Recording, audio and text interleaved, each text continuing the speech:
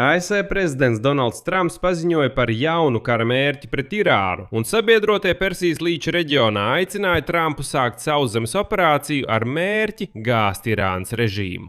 Trumps tikšanās laikā ar Libānas prezidentu paziņoja jaunu mērķi. ASV uzbruks Kirki kalnam, Irānas pazemes kodolobjektam netālu no Natanzas.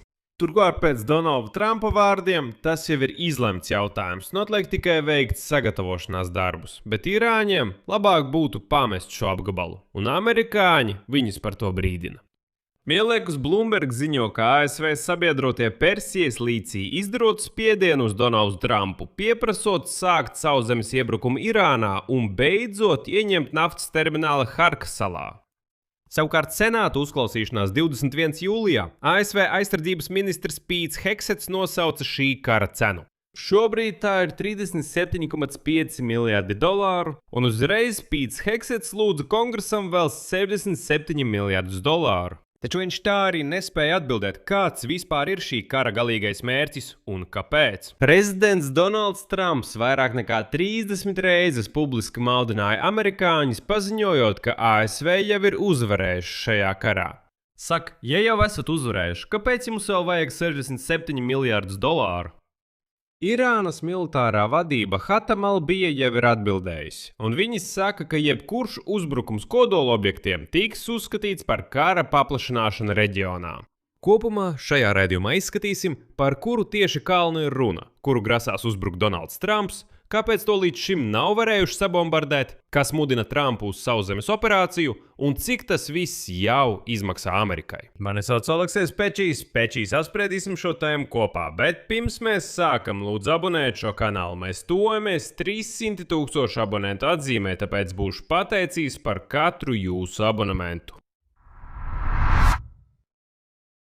Tātad, Donalds Trumps šodien pirmo reizi atzina, ka Irānas kodolprogramma ir dzīva un plaukst. Lai gan pagājušajā gadā pēc jūnija triecieniem viņš apgalvoja, ka Irānas kodolprogramma ir pilnībā iznīcināta, un visus, kas teica pretējo, viņš sauca par viltus ziņām.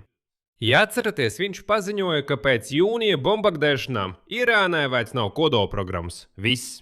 Kad CNN un pārējie rakstīja, ka nē, tā tomēr ir saglabājusies, viņš teica, jūs visi esat fani, viltus ziņas, kā jūs uzdrošināties? Es teicu, ka viss jau ir iznīcināts. Viltus ziņas, CNN? Jā, aiziet, pagaid līdz dzirdēšu šo jautājumu. Mēs esam ieguvuši papildu izlūku informāciju. Mēs arī esam runājuši ar cilvēkiem, kas ir redzējuši šo vietu, un vieta ir pilnībā iznīcināta. Un mēs domājam, ka viss ar kodolprogrammu saistītais ir tur lejā. Viņi to nav izņēmuši. Un vakar ovālajā kabinetā Baltijā namā Trumps par irāņiem teica sekojošo, citēju. Viņi mēģina atjaunot kodolu objektu, mēs uzbruksim šim objektam. Jebkuram objektam, kuru viņi pat tikai domā par kaut ko kodolu saistītu, mēs uzbruksim ļoti spēcīgi. Pēc tam raidījumā The Hack Heavy Show viņš izteicās vēl konkrētāk, citēju. Kirka iespējams ir mērķis vienam lielam, pamatīgam triecienam tieši pie galvenajām durvīm. Mēs iznīcināsim Kirka kalnu. Kirki, pasakiet irāņiem, lai viņi tam būtu gatavi. Tajā pašā laikā pats Trumps atzina, ka viņam nav nekādu pierādījumu.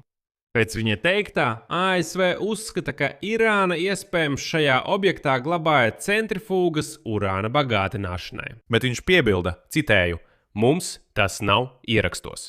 Un viņš precizēja, ka pat ja tur ir centrifūgas, citēju, tas neko nenozīmē, kamēr viņiem nav kodolmateriāla. Kopumā eksperiments. Eksperti šos paziņojumus interpretē viennozīmīgi. Trumps nav ieinteresēts uguns pārtraukšanā un virzās uz triecienu eskalāciju pret Irānu, pat neesot pārliecināts, vai tur ir šis urāns vai nav. Kas ir Kirkī kalns, par kuru tagad runā Donalds Trumps? Oficiālais nosaukums Irānā ir Kuhe Kalang Gazlan, bet rietumu presē to sauc par Pikaksas kalnu.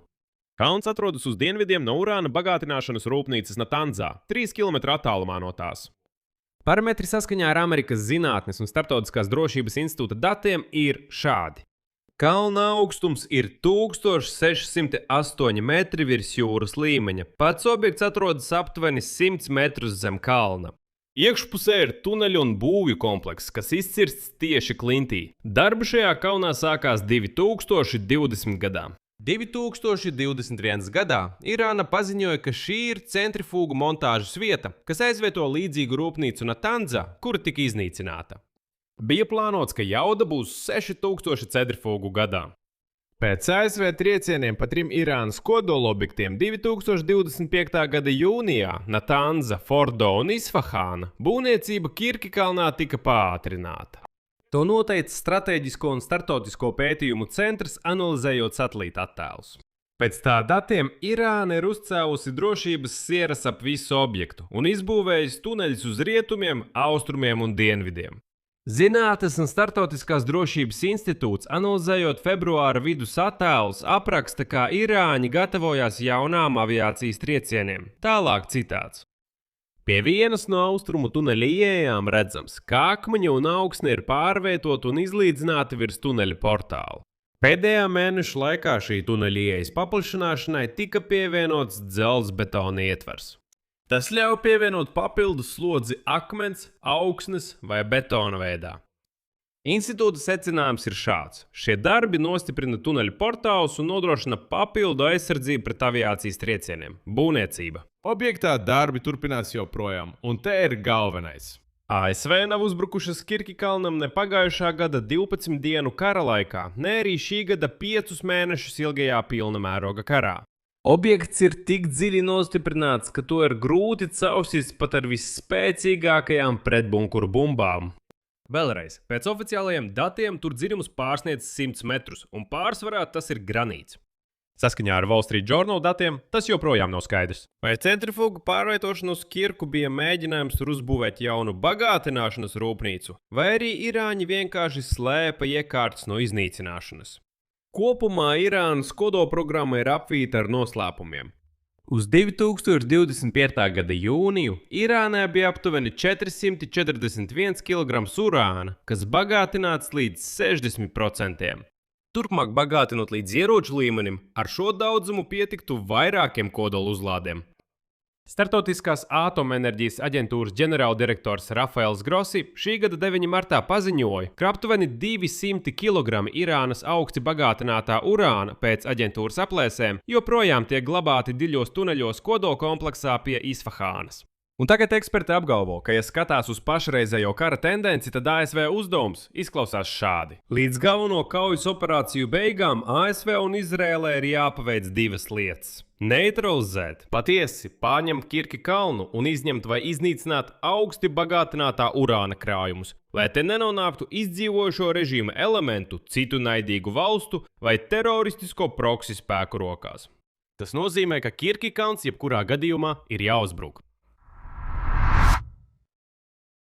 Tagad par šīs tēmas otro daļu. Īpaši par ASV sauszemes iebrukumu. Bloomberg, atsaucoties uz avotiem, kas ir pazīstami ar apspriedēm, raksta, ka tieši šobrīd daļa ASV sabiedroto no Persijas līča valstīm, vīlušies ieilgušajā konfliktā, aicina Donaldu Trumpu pārstāt vilkt garumā un pāriet pie stingrākām darbībām līdz pat sauszemes iebrukumam un galvenā naftas termināļa sagrābšanai Harka salā.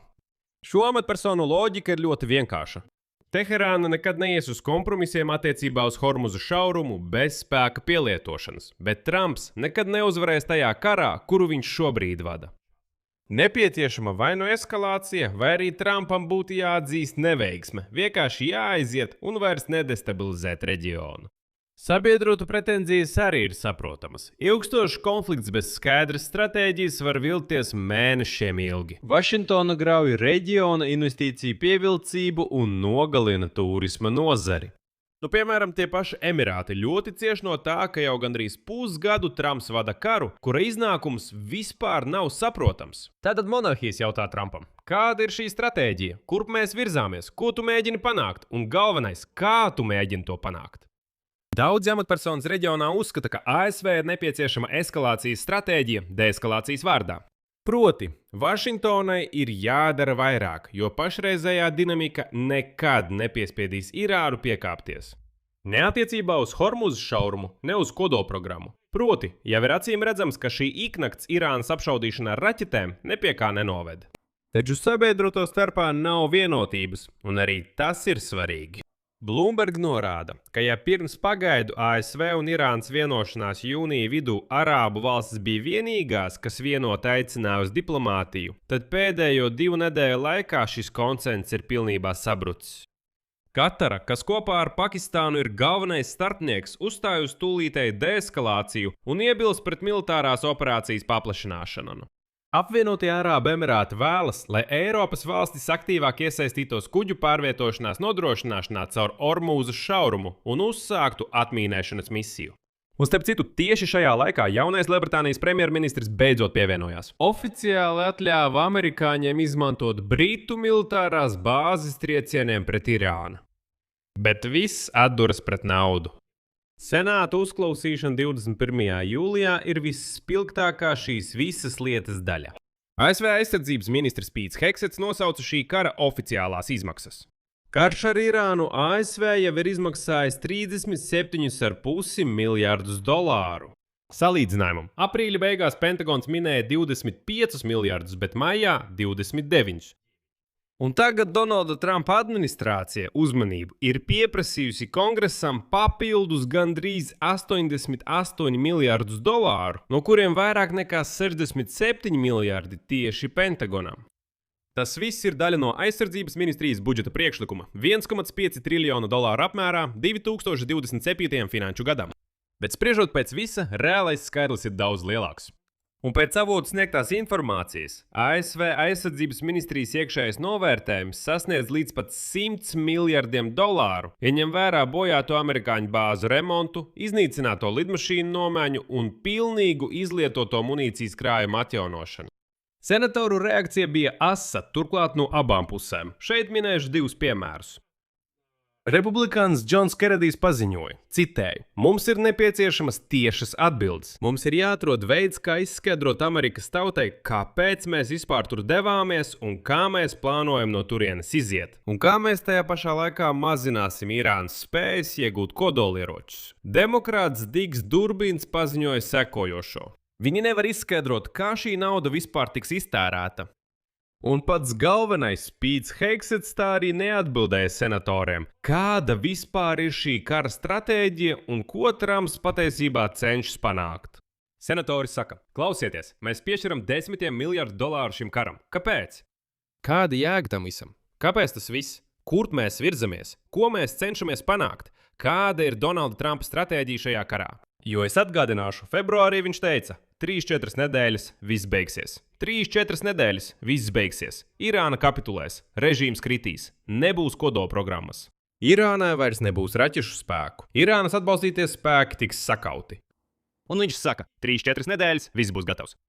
Atgādinu, šis karš ilgst jau 5 mēnešus, un neviena no Trumpa izsludinātajām mērķiem nav tikusi īstenota. Un vēl Heksetam tika uzdots nērts jautājums. Senatori jautāja, kāpēc Donalds Trumps publiski maldināja amerikāņus, paziņojot, ka ASV jau ir uzvarējuši šajā karā.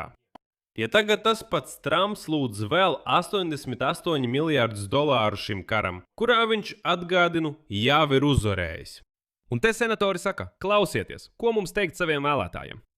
Mūsu prezidents vairāk nekā 30 reizes, skatījās amerikāņiem acīs un meloja viņiem, paziņojot, ka mēs jau esam uzvarējuši. Neuztraucieties, mēs jau esam uzvarējuši. Degvielas cenas drīz stabilizēsies. Lūk, tās atkal jau ir virs $4 par galonu. Kur ir stabilizācija? Kur ir uzvara? Kāpēc vajadzēja maldināt amerikāņus? Tātad uz mirkli Donalds Trumps tiešām uzskata amerikāņus par tik muļķīgu tautu? Lūk, ko viņš bija domājis, kad viņš izgāja un teica, mēs esam uzvarējuši. Tātad viņš tiešām domāja, ka visi apkārt ir tik muļķīgi tādi. Nu jā, mēs uzvarējām. Kā tagad uz to reaģēt? Un lūk, CNN apkopo senāta uzklausīšanas rezultātus šādi. Memoranda izgāšanās, kas uz īsu brīdi apturēja kaujas darbības, sašaurināja administrācijas militāros mērķus un padarīja tos faktiski beztermiņa. Kādreiz Trumps runāja par režīmu maiņu Irānā. Tagad skaidru galīgo mērķu vienkārši nav. Tikmēr ASV centrālā pavēlniecība paziņoja, ka ir pabeigusi 11. nakti pēc kārtas uzbrukums Irānai. Kuveita, Bahreina un Jordānija paziņoja, ka pārtver gaisa uzbrukumus no Irānas puses. Husi Jemenas brīdināja Saudarābijas kuģus atturēties no Sarkanās jūras izmantošanas. Trumps sola, ka ja nedod Dievs Husīti, kā viņš saka, aizskars Babelmanu debesu šaurumu, tad viņi sitīs pretī. Nu, bet Irāna faktiski ir slēgusi kuģošanu caur Hormuza šaurumu, bet Trumps joprojām nesit pretī.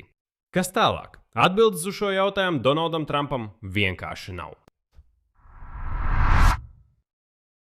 Rezultāts. Donalds Trumps ir izsludinājis jaunu mērķi – Kirkī kalnu. Objekts atrodas 100 metru dziļumā zem klints, kur nevarēja aizskart ne 12 dienu karā pagājušajā gadā, ne arī 5 mēnešu laikā šī gada karā, un kuru irāņi visu šo laiku papildus nostiprināja ar betonu un grunti. Turklāt pats Trumps atzīst, ka viņam vispār nav pierādījumu, ka tur tiek glabāts centrifūgas.